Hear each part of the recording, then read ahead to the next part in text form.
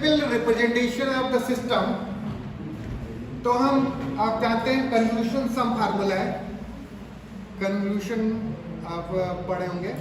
तो सिस्टम को यहाँ पे डिफाइन, सिस्टम का जो आउटपुट है उसको कैसे हम फाइंड करेंगे, कैसे निकालेंगे।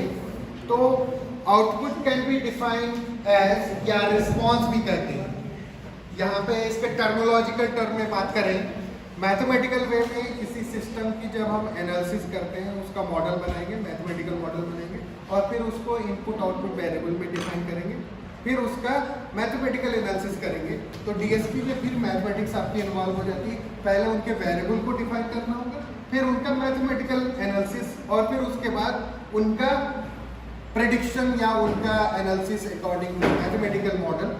तो यहाँ पे हम एक ब्लैक बॉक्स मॉडल इसलिए करेंगे, ब्लॉक डायग्राम बनाया, वहाँ पे इनपुट दिया, उसके करस्पॉन्डिंग आउटपुट जो प्रोसेस होके निकल रहा है। तो यहाँ पे इनपुट का जो नेचर है वो डिस्क्रीट है, आउटपुट क्या है वो भी आपका डिस्क्रीट है। तो yn क्या है आपका डिस्क्रीट है, उसे कहते हैं आउटपुट या रिस्पॉन्स ऑफ द सिस्टम।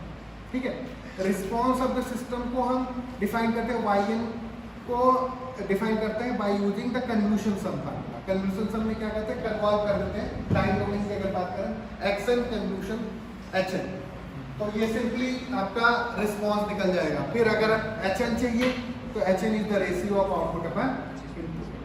ठीक है, तो रिस्पॉन्स या उसका क्या होता है, ratio of the output upon input. फिर इसको दूसरे डोमेन में भी कर सकते हैं कि अगर फिर आता है कि इसमें और मैथमेटिकल टूल क्या इन्वॉल्व होगा एनालिसिस के लिए। आप study in the mathematics class and also single system class Z transform. What are the use of Z transform, फिर आ गई आपका जेट ट्रांसफॉर्म का क्या यूज है।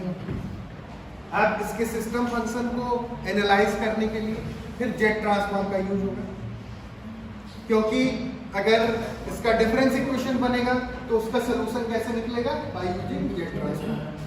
तो these are the uses of the Z transform to analyse the system function and you find out the system response and impulse response of the system by using a jet transform. Jet transform is a mathematical tool. It is a power series to find out the causality of the system, to find out the stability of the system, to find out the pole zero of the system. These are the various applications of the jet transform. Here you have studied the jet transform for the application point of view. जैसे mathematics में भी आपने jet transform पढ़ा, यहाँ पे jet transform इसलिए पढ़ रहे हैं कि क्या उसका यूज है signal processing point of view से। ठीक है, these are the basic background of the mathematics and the signal processing concept. मतलब ये आपके जो प्रीवियस सेमेस्टर में जो आपने पढ़ा है उसका जो यूनिट 1 में जो पार्ट है ये सब उसके बैकग्राउंड्स हैं, ये सब थोड़ा सा आपको रिवाइज करना पड़ेगा। Then you have further analyse the system functions of different systems. You have studied also FIR system and the IR system. The further LTI system further classified in two ways, two types of system. The whole syllabus is focused on the FIR and the IR system. Finite impulse response and the infinite impulse response. That's all.